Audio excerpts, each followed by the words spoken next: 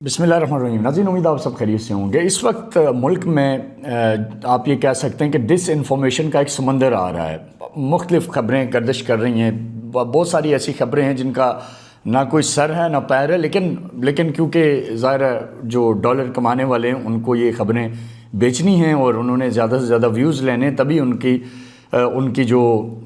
Dollars ہیں اور ان کا جو یوٹیوب کے چینلز ہیں وہ چلیں گے۔ لیکن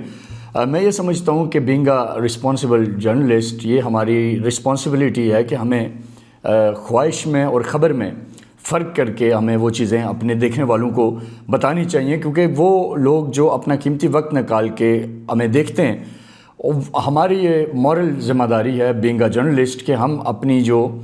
انویسٹیگیٹو سٹوری ہے اس کے تمام اینگلز کو عوام کے سامنے رکھیں اور لوگوں کو سچ بتائیں، ڈس انفارمیشن کی طرف نہ لے کے جائیں۔ اس وقت جو پاکستان میں آپ کو پتہ ہے کہ جو چند لوگ ہیں ان کی طرف سے پاکستان کا جو سب سے اہم اور سب سے مضبوط ادارہ افواج پاکستان، وہ اس وقت کچھ لوگوں کے نشانے پہ ہے اور طرح طرح کی تنقید ہو رہی ہے، الزامات لگائے جا رہے ہیں، بہت ساری باتیں ہو رہی ہیں۔ یہ کیا ماجرا ہے، اس کے اوپر ابھی میں اگلے چند منٹوں کے اندر آپ کو اس اہم ترین ولاگ میں ساری تفصیلات بتانے جا رہا ہوں۔ لہٰذا جو لوگ اس وقت تک مجھے جوائن کر چکے ہیں اور اس ویڈیو کو دیکھ رہے ہیں، ان سے ریکویسٹ کروں گا کہ اس ویڈیو کو زیادہ سے زیادہ شیئر کریں، کیونکہ یہ اہم مدعا ہے اور یہ وہ بات ہے جو اس وقت زبان زد عام ہو رہی ہے۔ تو اس میں حقائق کیا ہیں، دو موضوع ہم بات کریں گے۔ ایک تو ہم بات کریں گے کہ جو چیف آف ڈیفنس فورسز کا نوٹیفیکیشن ہونا ہے یا جو ترمیم ہو چکی ہوئی ہے 27ویں ترمیم، اس کے بعد اس کی کتنی ضرورت رہ جاتی ہے یا ضرورت نہیں رہ جاتی۔ ایک تو یہ اہم موضوع ہے جس پہ ابھی آپ کے سامنے میں تمام اس کا جو بیک گراؤنڈ ہے، جو پس منظر ہے، وہ رکھوں گا۔ دوسرا جو ضروری چیز ہے کہ یہ جو ایک اور اطلاع پچھلے کئی دنوں سے سوشل میڈیا کے اوپر چل رہی ہے، مختلف طرح کے سیکیورٹی اداروں کے آفیسرز کے نام لے کے مختلف ان کے اوپر الزامات تراشی کی جا رہی ہے، ان کے حوالے سے من گھڑت کہانیاں بنائی جا رہی ہیں، تو ان دونوں چیزوں کے اوپر ہم بات کریں گے۔ سب سے پہلے ہم صرف ایک اہم بات جو میں سمجھتا ہوں کہ ہر ایک پاکستانی کو پتہ ہونا چاہیے کہ افواج پاکستان کی اس پورے ریجن میں اور پوری دنیا میں اہمیت کیا ہے اور پاکستان کے لیے افواج پاکستان کتنی ضروری ہے۔ اور اگر ہم اسلامی دنیا کے دوسرے ممالک کو دیکھیں تو کیا آپ میں سے کتنے لوگ یہ جانتے ہیں کہ لیبیا، آپ کو پتہ ہے کہ معمر قذافی جب وہاں کا حکمران تھا تو اس کے دور میں عوام کو جو سہولیات تھیں، آپ میں سے جو لوگ لیبیا گئے ہیں یا جو لوگ وہاں جابز کر رہے ہیں یا جنہوں نے ماضی میں جابز کی ہیں، وہ گواہ ہیں کہ اس وقت کا جو لیبیا تھا وہ کتنا مضبوط لیبیا تھا۔ لیکن قذافی کے بعد اس لیبیا کے ساتھ کیا ہوا؟ وہ لیبیا جہاں تعلیم پہ، جہاں بچے کی پیدائش پہ، جہاں گھر کے لیے الاؤنسز ملتے تھے، لوگ خوشحالی کی زندگی گزارتے تھے، آج اس لیبیا کے حالات کیا ہیں وہ آپ کے سامنے ہیں۔ اسی طریقے سے آپ صدام حسین کے عراق کو دیکھ لیں، آج کن حالات کے اندر ہے۔ اسی طریقے سے آپ یہ کئی دنیا کے اسلامی ممالک دیکھ لیں، ان کی کیا اس وقت پوزیشن ہے، ان کی جو سالمیت ہے یا ان کے لوگوں کی جو زندگیاں ہیں وہ محض کسی ایک اگریسر کے آپ کہہ لیں، کسی ایک جابر کے، کسی ایک ظالم کی جسٹ بندوق کی نوک پہ ہیں۔ جب کوئی چاہے گا ان کی سرحدی جو حدود ہیں ان کو پار کرے گا، اور کئی اسلامی ملک ہیں جن کے ابھی مناسب نہیں ہے کہ ہم نام لیں کیونکہ وقت کم ہے ویلاگ کا، لیکن ان کی ٹیریٹوریل باؤنڈریز جو ہیں وہ جس کا جب دل کرے گا آئے گا اور اڑا کے رکھ دے گا، یہ آپ اور ہم سب جانتے ہیں۔ لیکن پاکستان کیوں مختلف ہے؟ پاکستان اس لیے مختلف ہے کہ ہمارے پاس ایک مضبوط فوج ہے، ہمارے پاس اگر یہ جو آج نیوکلیئر ہے جس کے اوپر بھی بعض اوقات ہم دیکھتے ہیں کہ کچھ ہمارے ناسمجھ اور شعور نہ رکھنے والے وہ اس کے اوپر بھی بعض اوقات تنقید کرنے لگتے ہیں، کہتے ہیں جی ہم نے کیا کر لیا نیوکلیئر بنا کے، وہ فلاں ملک کے پاس نیوکلیئر نہیں ہے، فلاں کے پاس نہیں ہے، فلاں کے پاس نہیں ہے، تو وہ کیا ہم سے بہتر ہیں اور ان کی اکانومیز اچھی ہیں، ان کی GDP اچھی ہے۔ لیکن ہم یہ نہیں سوچتے کہ ان ملکوں کے اندر جب بھی کسی اگریسر کا دل کرتا ہے، جو میں نے ابھی آپ کو کہا، وہ اپنی مرضی کر جاتا ہے، جو وہ کرنا چاہتا ہے وہ کر جاتا ہے، اب کوئی مذمت بھی نہیں کر پاتا۔ پاکستان میں یہ جو نیوکلیئر بنا ہے، جس طرف میں بات شروع کر رہا تھا، کہ یہ نیوکلیئر کا اگر آپ دیکھیں تو اس میں اس کو پروٹیکٹ کرنے میں، اس کو ایک کامیاب تجربہ کرنے تک اس کا محافظ کون تھا؟ افواج پاکستان تھی۔ جنرل ضیاء الحق کو آپ 10 ان کے بارے میں بری باتیں آپ کرتے ہوں گے، آپ کو ڈفرینس آف اوپینین ہوگا، آپ کو 10 اور چیزیں ہوں گی، لیکن when it comes to national security تو میں یہ سمجھتا ہوں کہ جنرل ضیاء الحق وہ آدمی تھا جس نے پاکستان کو نیوکلیئر بنوانے میں اس کا کلیدی کردار تھا۔ آپ اس رول کو مائنس نہیں کر سکتے۔ آپ کو جو مرضی اختلافات ہیں، ڈفرینس آف اوپینین ہے ان کی گورنمنٹ کے اندر، ان کا مارشل لا سے، وہ آپ کا اپنا رائٹ ہے، لیکن نیشنل سیکورٹی کے اندر جو جنرل ضیاء کام کر گئے اس کا کوئی میچ نہیں تھا۔ نیوکلیئر بنا پاکستان، پھر آپ کو پتہ ہے ظاہر ہے جب انڈیا نے اپنے ایک تجربات کر لیے تھے تو پاکستان کی نیشنل سیکورٹی ایٹ اسٹیک تھی، لیکن پاکستان نے پھر نیوکلیئر تجربے کیے اور وہ پھر ایک بیلنس آف پاور ہوا خطے کے اندر۔ اب ہم آگے بڑھتے ہیں کہ پاکستان کی فوج اس لیے ہر وقت نشانے پہ رہی ہے کہ جب دنیا کے ان ممالک نے جو پاکستان کے وجود سے خائف ہیں، ہم وقت کم ہے، نام کی طرف نہیں جاتے، بڑی کنسپیریسیز ہیں ماضی کے اندر بھی، ماضی قریب میں بھی، آپ اور ہم سب جانتے ہیں، تو جب انہوں نے پاکستان کو توڑنے کی کوشش کی، جب انہوں نے پاکستان پہ اٹیک کیا، جب تک انہوں نے پاکستان کو خدا نخواستہ دنیا کے نقشے سے مٹانے کی کوشش کی، تو ان کو ایک بڑی اسٹرانگ ریزسٹنس ملی اور وہ افواج پاکستان کی صورت میں ہے۔ اور ابھی ریسنٹلی جب یہ انڈیا کا آپ کو پتہ ہے کہ پہلگام اٹیک کا بہانہ بنا کے انڈیا نے پاکستان کے اوپر حملہ کر دیا، اب وہ حملہ کہاں کر رہا تھا؟ انڈیا وہ سویلین لوگوں کو مار رہا تھا، وہ آپ کو، میرے بچوں کو، وہ عام پاکستانیوں کو کا قتل عام کرنا چاہتا تھا، وہ آپ کی سرزمین کے اوپر قبضہ کر کے وہ چاہتا تھا کہ وہ آپ کو اپنا غلام بنا لے۔ لیکن پھر کون لڑا وہاں؟ افواج پاکستان لڑی، field marshal general Asim Munir کی قیادت میں افواج پاکستان لڑی، انٹیلیجنس ایجنسیز نے اپنا رول پلے کیا، الٹیمیٹلی انڈیا کو شکست ہوئی۔ 4 دن کی جنگ تھی، لیکن اس جنگ کے اندر دنیا نے دیکھا کہ پاکستان کی فوج نے اور پھر قوم نے بھی، میں سمجھتا ہوں کہ قوم بھی ساتھ کھڑی ہوئی، تو ایک ایسا ماحول بنا دیا کہ انڈیا کو سمجھ آ گئی تھی کہ اگر وہ پاکستان کی طرف اس سے آگے بڑھے گا جہاں تک یہ جنگ آ چکی تھی، میں سٹوری کو شارٹ کر رہا ہوں، تو اسے پتہ تھا کہ اب کوئی نہیں بچے گا۔ تو ابھی بھی یہ جو وقت ہے جب یہ بحث چل رہی ہے، مختلف قسم کی افواہیں چل رہی ہیں، کہہ رہے ہیں جی ڈیفنس فورسز کا نوٹیفیکیشن کیوں نہیں آ رہا، آرمی چیف کی مدت کب تک ہے، کوئی کہہ رہا ہے جی جوائنٹ چیف آف سٹاف ختم ہو گیا تو اب کیا ہوگا۔ یہ چیزیں اب 27ویں ترمیم میں بڑی کیٹیگوریکلی واضح ہو چکی ہوئی ہیں، آپ پڑھے لکھے لوگ ہیں، آپ ان چیزوں کو ریسرچ کیا کریں۔ اب جب 27ویں ترمیم کے اندر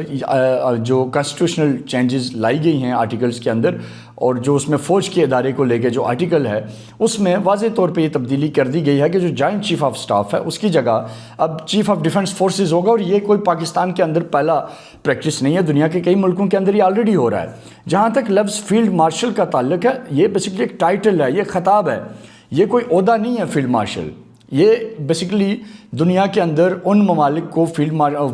ان ملٹری جنرلز کو عموماً فیلڈ مارشل کا خطاب دیا جاتا ہے جن کی کسی جنگ کے اندر ایکسیپشنل جن کی سکلز ہوں یا جنہوں نے بہت ہی out of the way contribute کیا ہو۔ تو پاکستان کے لیے بھی یہ جو مئی کی جنگ تھی انڈیا کے ساتھ، یہ ایک بہت بڑا ایک فیصلہ کن جنگ تھی، یہ اس خطے کی اسٹیبلٹی کے لیے فیصلہ کن جنگ تھی، یہ آپ کی نسلوں کے لیے فیصلہ کن جنگ تھی۔ اگر اس میں خدا نخواستہ پاکستان وہ رسپانس نہ کر پاتا جو پاکستان نے کیا، یا کسی بھی وجہ سے خدا نخواستہ، بعض اوقات آپ کو یہ انڈرسٹینڈنگ ہے کہ جنگ کوئی آسان کھیل نہیں ہے، اور جنگ کوئی it's not a piece of cake کہ جو بہت ہی پولائٹلی آپ کو ملے گا، اس کے لیے آپ کو خون دینا پڑتا ہے، آپ کو اسٹریٹجی بنانی پڑتی ہے، آپ کو پوری ایک جنگی حکمت عملی بنانی پڑتی ہے۔ اور پاکستان میں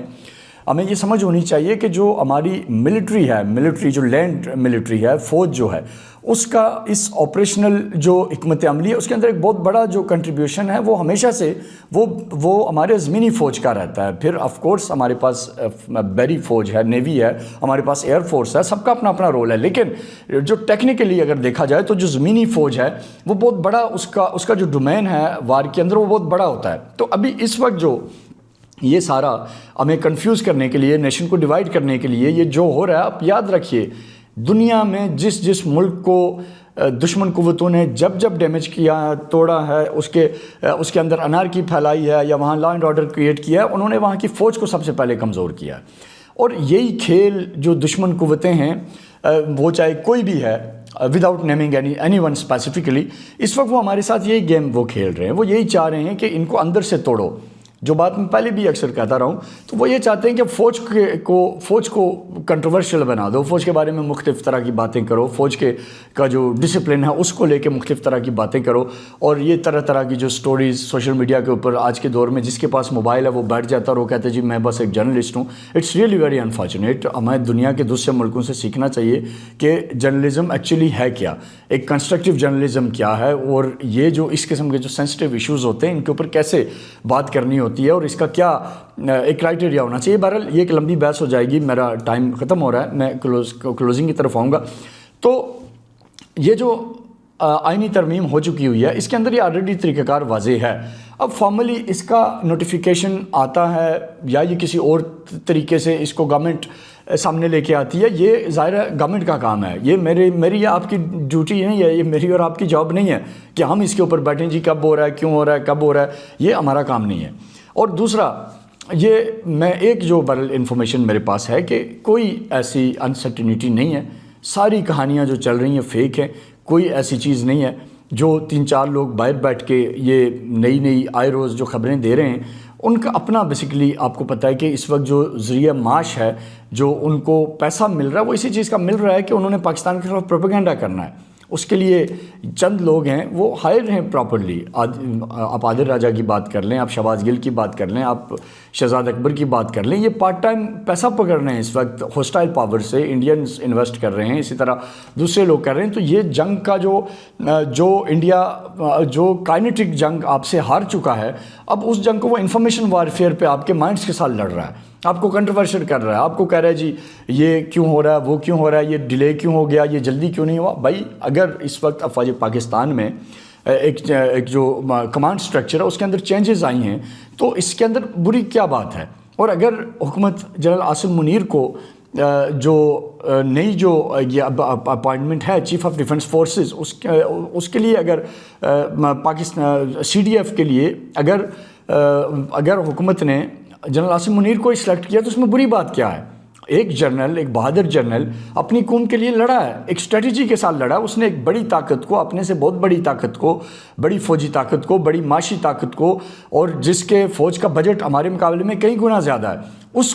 اس نے گھٹنے ٹیکنے پہ مجبور کیا اور ایک انٹرنیشنل فورم پہ وہ امریکہ کے آگے جا کے انڈیا کو پیرو میں گرنے پہ مجبور کیا کہ ہماری پاکستان سے جان چھڑاؤ. تو یہ ایک کامیابی ہے، ہم اسے کیوں نہ سیلیبریٹ کریں. ہم ایک آدمی کو جس نے اتنی کمال حکمت عملی کے ساتھ ایک جنگ لڑی ہے اور جنگ جیتی ہے، تو ہم اس کو کیوں نہ اپریشیٹ کریں. اب رہی بات کہ اگر CDF کے انڈر آ کے وہ جو بات ہو رہی ہے جی کہ ایئر فورس بھی ساتھ آ جائے گی، نیوی بھی آ جائے گی، فوج بھی آ جائے گی، تو اس کے اندر بھی طرح طرح کی باتیں ہو رہی ہیں. ایسا نہیں ہے. افواج پاکستان کا ایک جو چین آف کمانڈ کا جو میکینزم ہے وہ بڑا کلیئر ہے. اور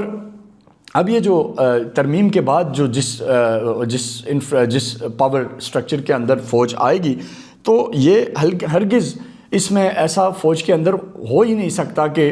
ایئر فورس کہے کہ جی ہم نہیں مانتے، یا نیوی کہے جی ہم الگ سے کام کر رہے ہیں، آپ الگ سے کریں. It's not like that. اور جب یہ CDF کے انڈر اب جب یہ ساری چیزیں آ جائیں گی تو آپ بہت پرمپٹ ریئیکشن کر سکیں گے in case of any emergency situation, in case of any aggression. تو CDF کو آپ یہ کہہ سکتے ہیں کہ now it's one window operation. آپ نے ملک کی جو سلامتی کے جو ایشوز ہیں ان کو آپ نے ایک بہت ہی آپ کہہ سکتے ہیں کہ کیلکولیٹڈ وے میں ان کو ایک امبریلا تلے لے آئے ہیں، اور یہ آئینی ترمیم کے ذریعے ہوا. It's a good thing, we should appreciate it. اس پہ اوپر سوال اٹھانا، اس کے اوپر تنقید کرنا، یہ ایک عجیب و غریب بات. اور یہ کمانڈ سٹرکچر اب چلے گا آف کورس. اگر اب یہ ظاہر ہے جنرل عاصم منیر اس وقت ہیں، جب آنے والے سالوں میں کوئی اور بنے گا، اس کے بعد کوئی اور بنے گا، یہ ایک سلسلہ ہے جو چلے گا. لیکن اس کا جو فائدہ ہوگا وہ پاکستان کا جو آپ کہہ لیں کہ جو وار ٹیکٹکس ہیں، جو نیشنل سیکورٹی ہے، جو نیشنل ساورنٹی ہے، اس کے اندر یہ ایک اسٹرینتھ ایڈ کرے گا، یہ کوئی ڈیمیج نہیں کرے گا. تو یہ ہمارے دیکھنے والوں کو سمجھنے کی ضرورت ہے. باقی جو یہ باتیں چل رہی ہیں کہ جی فلاں کے گھر چھاپا ہو گیا، یہ ہو گیا، وہ ہو گیا، یہ فضول باتیں ہیں، ربش. اس کے اوپر میں نہیں سمجھتا کہ آپ کو اپنا وقت برباد کرنا چاہیے اور مجھے اپنا وقت برباد کرنا چاہیے. ہاں اس وقت آپ اور ہم سب کو پتہ ہے کہ جو اس وقت افواج پاکستان کی جو لیڈرشپ ہے ان کے اوپر ظاہر ہے ملک دشمن، میں پہلے کہہ چکا ہوں کہ وہ آلریڈی ایک وار کر رہے ہیں، مختلف طریقوں سے کر رہے ہیں. War of information, disinformation وہ کھیل رہے ہیں ہمارے ساتھ. اور یہ اب ہمارے اوپر ہے کہ ہم ان کے ٹریپ میں آ جائیں یا ہم حالات و واقعات کو سمجھیں اور ہم ایک ذمہ دار شہری ہونے کا ثبوت دیں. باقی اس قسم کی کوئی فضول جتنی بھی کہانیاں ہیں وہ نہیں ہیں. جو لوگ جہاں ہیں وہ اپنی پوزیشنز کے اوپر ایز اٹ از کام کر رہے ہیں, جو ریٹائرڈ ہیں وہ اپنے گھروں میں ہیں. یہ سارے کی ساری فضول باتیں ہیں جو مختلف ٹی وی پروگراموں کے اندر یا مختلف جگہوں کے اوپر ہو رہی ہیں, اس کا کوئی توق نہیں ہے. اور میرا یہ خیال ہے کہ جن کو اس میں کلیئرٹی کی ضرورت ہے وہ بھی آئی گیس کہ اگلے 1-2 دنوں میں 3 دنوں میں مے بی اس ویک میں یا کمنگ ویک میں وہ بھی آپ کو آ جائے گی کلیئرٹی جہاں کہیں. لیکن اس سے پہلے ہمیں زیادہ جو اسپیکولیشن کی ضرورت نہیں ہے. کلیئرٹی مین جو یہ بات ہو رہی ہے کہ جی CDF کے معاملے کے اوپر کیوں نہیں نوٹیفیکیشن آ رہا یا کوئی وضاحت کیوں نہیں آ رہی یا وہ کب سے کب تک ہوں گے, تو یہ چیزیں بھی آئی گیس کے آنے والے 4-5 دنوں میں مے بی اس سے پہلے یا اگلے ویک تک میکسیمم فرسٹ 10 days آف دسمبر یہ ساری چیزیں بھی واضح ہو جائیں. واضح تو ہیں بٹ جو ایک عام آدمی سمجھنا چاہتا ہے اس کی سمجھ کے لیے بھی ہو جائیں گی. تو یہ آج کی ضروری چیز تھی جو آپ کے ساتھ شیئر کرنی تھی. اپنا بہت سارا خیال رکھیے گا. پاک فوج زندہ باد, پاکستان پائندہ باد.